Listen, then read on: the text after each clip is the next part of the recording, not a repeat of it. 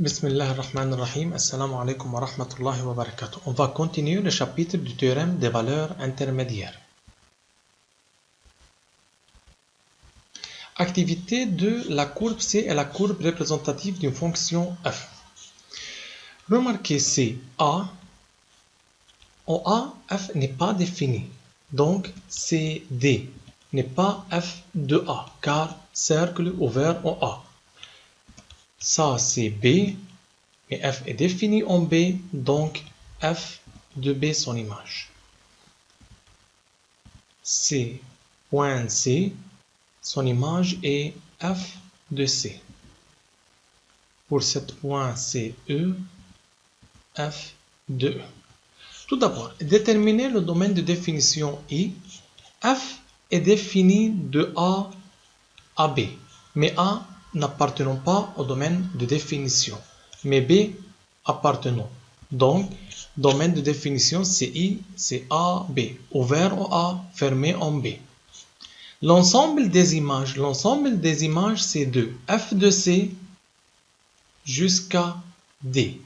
C'est l'ensemble des images. Mais F de C appartenant à l'ensemble des images, car F de C, c'est l'image du point C, mais D n'appartenant pas à l'ensemble des images, car D n'est pas l'image de A.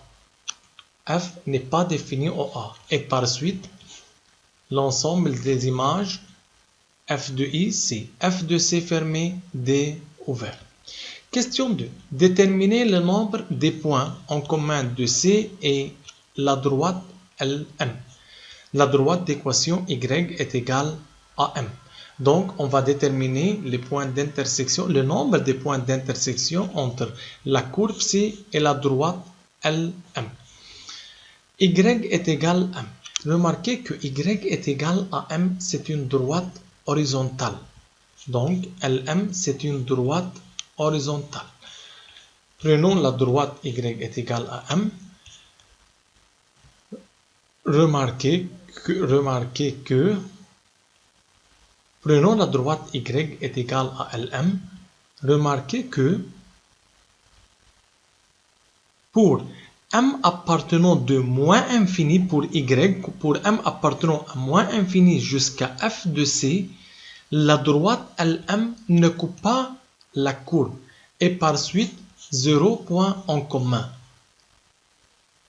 Mais pour Y est égal à F de C. Donc, pour M est égal à F de C, un point en commun.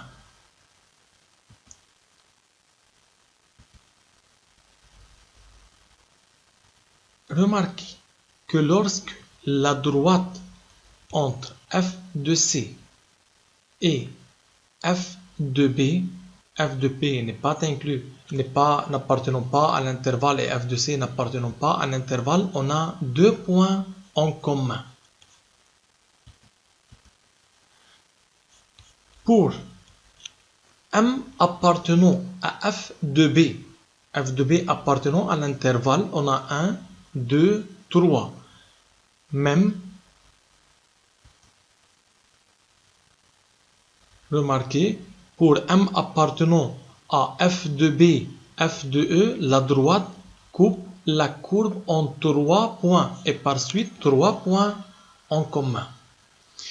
Mais pour M est égal à F de E, on a 2 points en commun car la droite coupe la courbe en 2 points, en ça et ça. Maintenant, si M varie entre F de E et D, c'est coupe en un seul point et pour M appartenant à D jusqu'à plus infini, 0 point en commun. Pour quelles conditions l'équation f de x est égale à m admet une ou plusieurs solutions? Ou bien on dit que f de x est égal à m admet au moins une solution. Remarquez que f de x est égal à m admet une solution lorsque m appartenant de f de c jusqu'à d. et par suite M appartenant à l'ensemble des images. Et de plus, il faut que f de x soit continu. Activité 2b. La courbe C est la courbe représentative d'une fonction f. Déterminer le domaine de définition et l'ensemble des images. CA, CB. Donc, l'ensemble le domaine de définition est de A à B. De A à B. A appartenant à l'intervalle et B appartenant à l'intervalle. Donc, domaine de définition, c'est I à B. A a pour image f de A, B a pour image f de B. Donc, l'ensemble des images sur Y est f de A, f de B.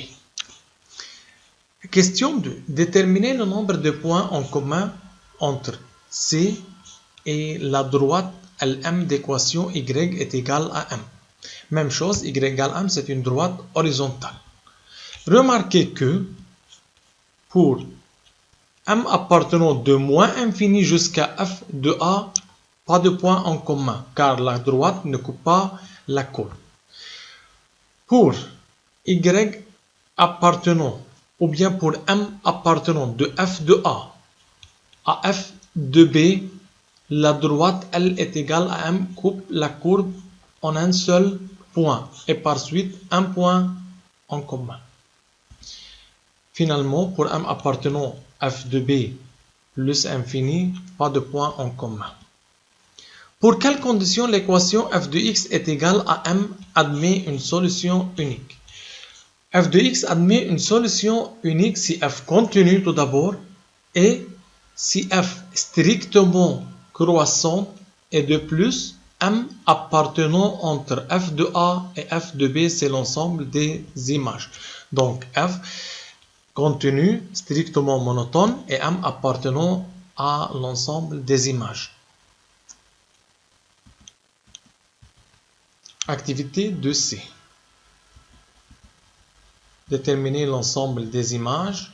Déterminer, le domaine de définition. Le domaine de définition, c'est A, B. A appartenant à l'intervalle AB, encore B appartenant à la domaine de définition. L'ensemble des images, c'est F de B, F de A. C'est sur Y. Deuxièmement, déterminer le nombre de points en commun entre C et LM. Prenons la droite Y est égale à M, droite horizontale. Remarquez, pour M appartenant à moins infini F de B, pas de point en commun car la droite ne coupe pas la courbe. Pour M appartenant de F de B à F de A, la droite coupe C en un seul point, donc un point en commun. Et pour M appartenant de F de A à plus infini, 0 point en commun. Sous quelles conditions l'équation f de x est égale à M admet une solution unique? Donc, il faut que f soit continu, f strictement monotone et M appartenant à f de i. Donc, l'équation f de x est égale à M admet une solution unique si f continu, strictement monotone et de plus M appartenant à f de i. Propriété 3. Soit f une fonction définie sur l'intervalle i, c'est la courbe représentative de f, et m est un nombre réel. Si f continue sur i, et f est strictement monotone sur i, et m appartenant à f de i, donc remarquez que si f continue strictement monotone, alors l'équation y est égale à m coupe la courbe en un seul point. Et par suite, f de x est égal à m admet une solution alpha. C'est alpha. Donc, f de x est égal à m admet une solution alpha. Propriété 4. Soit f une fonction définie sur l'intervalle i, AB, m un nombre réel, l'équation f de x est égale à m admet une solution alpha si f de A plus petit que m et f de B plus grand que m. Sur la courbe CA, et c'est l'image f de A plus petit que M. C'est B et c'est f de B tel que f de B plus grand que M. Remarquez que lorsque f de A plus petit que M, c'est M. Si f de A plus petit que M et f de B plus grand que M, alors on déduit que alpha est entre A et B. Ou bien, si f de A plus grand que M et f de B plus petit que M, comme la courbe C, c'est f de x est égal à M, admet une solution alpha. Remarquez CA, c'est f de A tel que f de A plus grand que M. On a B et f de B plus petit que M. Donc, si f de A plus grand que M et f de B plus petit que M, alors on déduit encore que alpha est entre A et B. Si alpha solution de f de x est égal à M, alors f de M est égal, f de alpha est égal à M. Application. Démontrer que f de x admet f de x égale à 0 admet deux solutions dont l'une est θ avec θ entre moins 2,1 et moins 1,8. Arrêtez la vidéo puis comparez vos réponses. Tout d'abord, f de 1 est égal à 0. Donc, f de x est égal à 0 admet 1 comme solution. Prenons l'intervalle moins infini moins 1. Remarquez que f continue strictement croissante et change de signe de négative à positive, alors f de x égale à 0 admet une solution θ. De plus, f de moins 1 négative, f de moins 1,8 positive, donc θ entre moins 2,1 et moins 1,8. Et par suite, f de x égale à 0 admet deux solutions, dont l'une est 1 et l'autre est θ. Question 2. Démontrer que f de x est égal à 4 admet deux solutions, dont l'une est lambda avec lambda entre 1,8 et 2,1. Arrêtez les vidéos pour comparer vos réponses. Tout d'abord, f de moins 1 est égal à 4. Alors, f de x est égal à 4 admet moins 1 comme solution. Sur 1 plus infini. Remarquez que f continue strictement croissante avec 4 appartenant à 0 plus infini. Donc, f de x est égal à 4 admet une solution unique lambda. F de 1,8 plus petit que 4 et f de 2,1 plus grand que 4, alors lambda entre 1,8 et 2,1. Et par suite, f de x égale à 4 admet deux solutions, moins 1 et lambda. Rami ou Mira. On donne le tableau de variation d'une telle fonction. Déterminer le nombre des solutions de l'équation f de x est égal à 0. Rami dit, sur moins infini 0, f de x est égal à 0 n'admet pas de solution car son minimum est 2 positif. Sur 0 plus infini, f de x encore n'admet pas égal à 0, n'admet pas de solution car son minimum est inférieur strictement que 0. Y est égal à 0 est une asymptote horizontale, donc 0 dans ce cas n'est pas atteint. Et par suite, on déduit que f de x égale à 0 n'admet pas de solution. Mira dit, sur moins infini 0, f de x égale à 0 n'admet pas de solution car son minimum est positif. Mais sur 0 plus infini, f continue, f strictement croissant et f change de signe de moins infini à 0. Donc f de x égale à 0 admet une solution. Dans le cas de Rami, c'est vrai. De moins infini à 0, pas de solution. F croît de 2 à plus infini et la courbe ne coupe pas l'axe des abscisses. Et même pour x appartenant de 0 à plus infini, f continue est strictement croissant de moins infini à 0, mais même ne coupe pas l'axe des abscisses, car y est égal à 0 est une asymptote horizontale.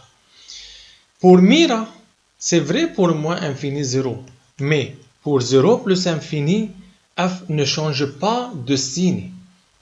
Et par suite, f de x est égal à 0 n'admet pas de solution. Et par suite, Rami a raison.